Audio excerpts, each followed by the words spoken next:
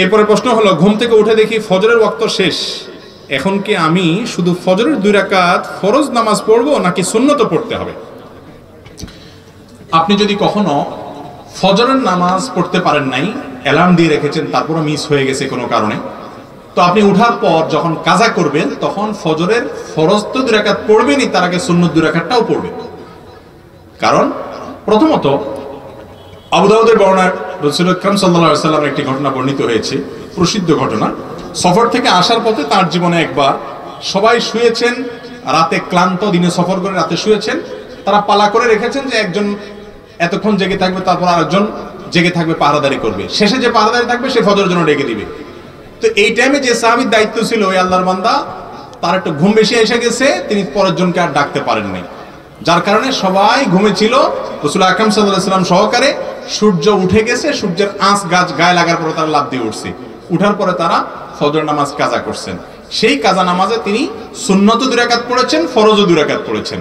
তাহলে এখান থেকে আমরা জানলাম যে যদি কখনো নামাজ ছুটে যায় তাহলে এটা যখন আমরা আদায় করব, ঘুম থেকে উঠার পরে ফরজ যখন পড়ব, তখন আমরা সুন্নতও পড়ব, ফরজও পড়ব।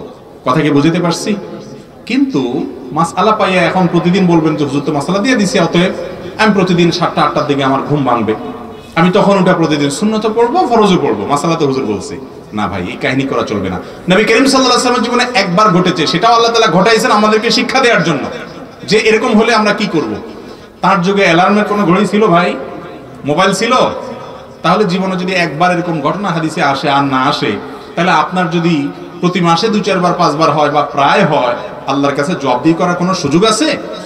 অ্যালার্ম আছে যেখানে, মোবাইল আছে যেখানে, কাউকে বলতে পারেন খবরদার। অনেকে মাসালা বানায় নিছে যে হুজুর হাদিস বলছে মান্নামা আন সালাতিন আও নাসিহা ফালিয়ুসাল্লিহা ইযা যাকারাহা ফাইন্না যালিকা ওয়াক্তুহা। কেউ ঘুমায় গেছে, উঠতে পারে না, যখন উঠছে তখন নামাজ পড়বে, এটাই তার সময়। ঠিক আছে, তাহলে আমার প্রতিদিন 7টা বাজে সময় হয়।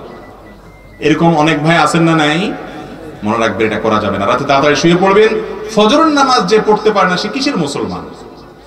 সে মুসলমান দাবি করার নৈতিক অধিকারই রাখে না নিজেকে। ফজর নামাজ 5 ওয়াক্ত নামাজের ভিতরে ইম্পর্টেন্ট এবং গুরুত্বপূর্ণ একটা নামাজ, 10টা ফজিলত আছে, এই বিষয়ে একটা বিস্তারিত আলোচনা আছে, আমাদের শুনে নিতে পারেন। আল্লাহ তাআলা আমাদেরকে তৌফিক দান করুন।